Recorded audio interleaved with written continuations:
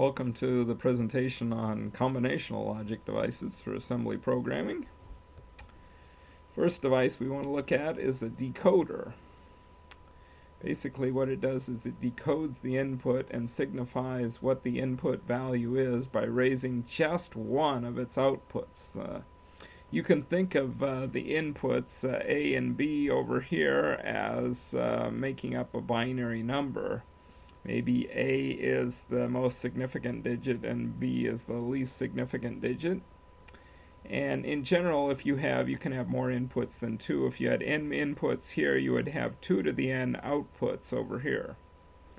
So if you look at this, basically what this is going to tell you is that the line number if A and B make up a number, then the number that they signify, that line will go high and all the others will be low. For example, if A is low and B is low, that would give you W is high. So you can see that here. And then if A is low and B is high, X will go high. And so on for Y and Z. There is a thing that undoes this, would take 2 to the n inputs and have n outputs, and it would be assuming that each of those 2 to the n inputs, only one of them goes high at a time, and it would tell you which one did in a number fashion. That's called an encoder. And the next one we want to look at are multiplexers. Multiplexers are actually quite common in the diagrams you will find in the MSP 430 manual, and you really need to understand what these things do. They're somewhat similar to encoders and decoders, but actually there's a selector bit. There's actually 3 inputs here. A and B are the data inputs, and then S is the selector input. And S tells you which one of these guys connects to the output. And so if you have, for example, you can look at it here. If S is low, then output A goes to the OR gate, and this guy will always be a 0 on this thing, so you just get output A coming out on the C gate there. So you could look at this thing in a truth table like this. When the selector is low, output A, whatever's on output A appears on the output C. Whatever's on input A appears on the output C. Whenever the selector is high, whatever's on input A doesn't matter, and what's on input B goes to the output. These X's here denote don't care, or it doesn't matter whether it was a 0 or a 1, because it really doesn't there. That's a thing that's kind of common in truth tables. If you see an X, it means it doesn't matter whether it's a 0 or a 1. So here's another way of looking at multiplexers and demultiplexer. It's basically like a switch. The selector input, or the S input, selects whether it connects, or the first input or the second input, or if you have 2 to the n inputs, then you'll have n selector bits, and the selector bits tell you which one is connected to the output. There's a thing called a demultiplexer, which does exactly the opposite. It takes one input and it connects it to one of 2 to the n outputs where there's n selector bits. So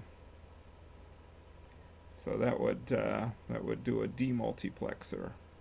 So you'll see those things fairly commonly in the programming manuals for the MSP 430. Really need to understand what these do. Adders are another thing that's used inside computers, and of course all these devices can be made up of regular logic elements, and this is an example of 4 full adders hooked up together to make a 4-digit adding machine. Adder has 3 inputs: a carry input that's coming in here on the right hand side, and then the 2 numbers that it's adding. These are 1-digit binary numbers, and it has one output for the carry and another output for the sum. So if you were to add just one digit, you take, suppose one digit was a 0, A was a 0, and B was a 1. 0 plus 1 is a 1, and there's no carry, so the C0 would be a 0, so there'd be no carry. So then if we went on to the next full adder and see what happened there, on that full adder the carry was a 0, so I get 0 plus 1 plus 0, that's still a 1 here. And there's no carry, so there'd be 0 plus 1 plus 1. 1 plus 1 is 2. So that's a 1, 0, so there's going to be a 0 with a carrier. So this C is really a 1 here. 1 plus 0 gives me a 1. So we would have 1, 0, 1, 1 as the output there, and this last C3 would have been a 0 because there's no carry. Just 1 plus 0 gives me no carry. So that's an example of an adder. Let's do just one full adder module, not all four of them, but just one. There's actually two outputs on the thing. As we said, here's the carry output and here's the sum output, and there are three inputs: the carry input, the A, and the B input. So if we look at that, we've got the inputs labeled over here, A, B, C, and the carry out and the sum out. So there's two equations here. The carry out, you just look wherever there's a 1 here, or here's a 1, and you look what made it. It was A naught and B and C. That's this first term. And the next term, you look for the next one you find, and that's right here. And that's a 1 and a 1 caused a carry right there, so that's a and B naught and C. So that's this next term, and so on. You can do that for the sum output as well. And by the way, the sum output is the exclusive OR of all three of those. So how could we actually make this thing into from a logic array? What we'd like to do is use a programmable logic array. This is a fancy programmable logic which is set up kind of like this. You have all the inputs here going into little buffers which give both the inverted, or the not, and the same thing as the input, as the output of the buffers. So that's what you got on the inputs. And then there's AND gates, and these AND gates will have an input for each of these outputs over here, and they'll be set up so you can connect them, all these little question marks, or do we connect or not. And there will normally, if there are n inputs here, there will be 2 to the n AND gates over here. And up here you can have as many outputs as you want, and these little question marks denote that you would are you going to hook these things up or not. So basically what happens on these programmable arrays are you burn fuses that would connect the wires here or not, connect the wires here or not, and for every question mark there's a fuse, and you burn that fuse, and then this programmable logic array will make your specific function. And so that's kind of how it works. They also on the newer ones allow you to erase the things that you programmed, erase the fuses. So here's an example for you. Here we have some inputs. A, B, and C is an input and an output. So out is, and basically we figured it out the same way as before. You look for the ones here. This looks like A naught, B naught, and C. That's this thing right here. That's that term. And then you look for the next one, and you can OR it in. And that looks like it's just A, B naught, C naught. Yeah, that's what that is. And then the last one is when they're all on A, B, C.